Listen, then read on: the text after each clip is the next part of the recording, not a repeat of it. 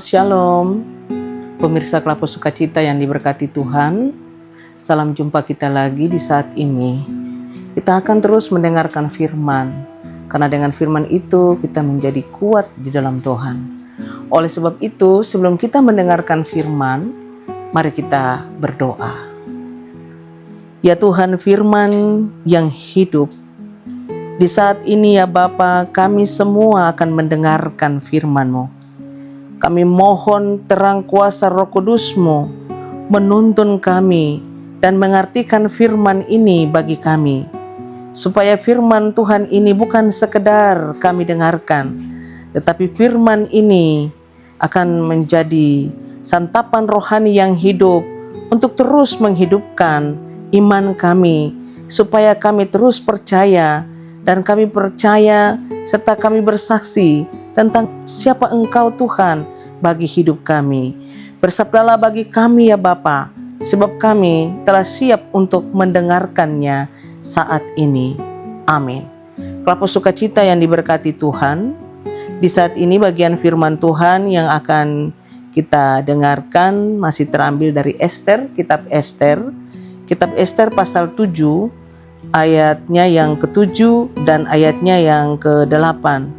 Demikian bunyi firman Tuhan. Bangkitlah raja dengan panas hati dari perjamuan anggur itu, lalu keluar ke taman istana.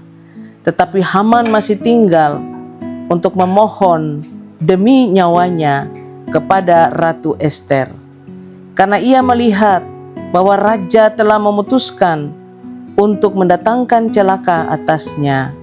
Ketika raja kembali dari taman istana ke ruang perjamuan anggur, Haman berlutut di sisi depan tempat Ester berbaring. Raja pun bertitah apakah ia juga hendak menggagahi ratu di dalam istanaku sendiri. Segera setelah titah raja itu keluar dari mulutnya, mereka menyelubungi muka Haman.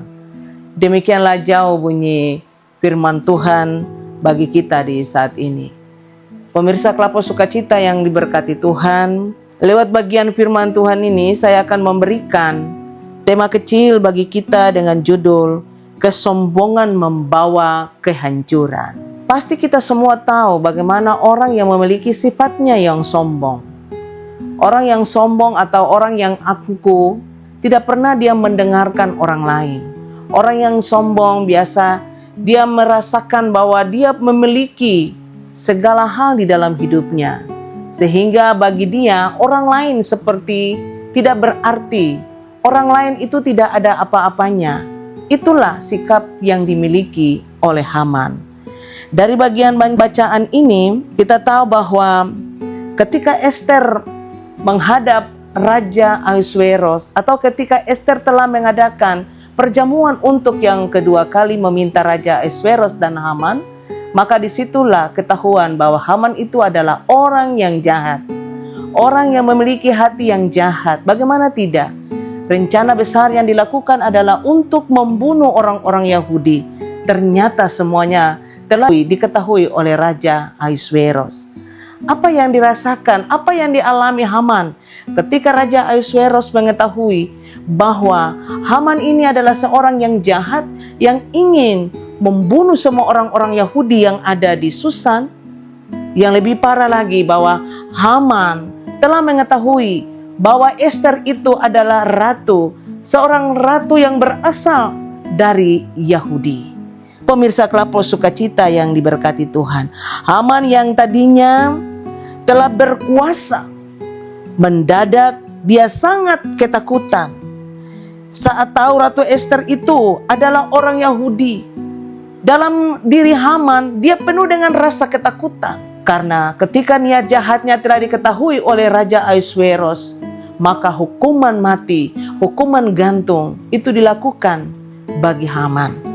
Nah pemirsa Klapo Sukacita yang diberkati Tuhan, dari cerita Haman atau dari cerita Ester ini, dari cerita Ahasuerus ini membawa suatu gambaran kepada kita bahwa kekuatan doa itu memiliki kekuatan yang besar.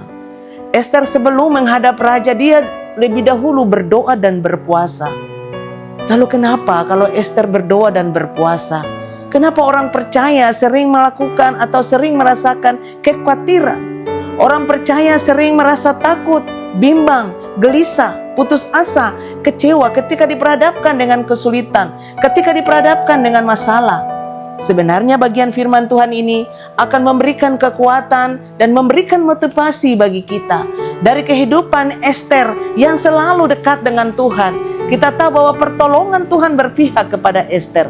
Karena Ester adalah orang yang takut Tuhan. Ester adalah orang yang mengasihi Tuhan. Siapapun berniat jahat kepada orang lain, Tuhan tahu. Karena Haman ini telah melakukan yang jahat, ingin melakukan yang jahat bagi orang-orang Yahudi, maka Hamanlah yang digantung. Yang tadinya dia membuat tiang untuk Mordekai digantung, tetapi pada akhirnya Hamanlah yang digantung. Haman yang penuh dengan kesombongan, Haman yang penuh dengan niat jahat. Tuhan melihat hati semua orang. Oleh karena itu bagian firman ini menjadi kekuatan kepada kita. Mari kita menyerahkan hidup kita kepada Tuhan. Apapun masalah kita, apapun kesulitan kita, apapun persoalan kita, ketika kita naikkan doa kita kepada Tuhan, maka Tuhan pasti berpihak kepada kita. Asalkan kita sungguh-sungguh menyerahkan hidup kita kepada Tuhan, sehingga Tuhan senantiasa menolong, melindungi, memelihara. Bahkan Tuhan memberikan jauh apa yang kita pikirkan sebagai orang percaya.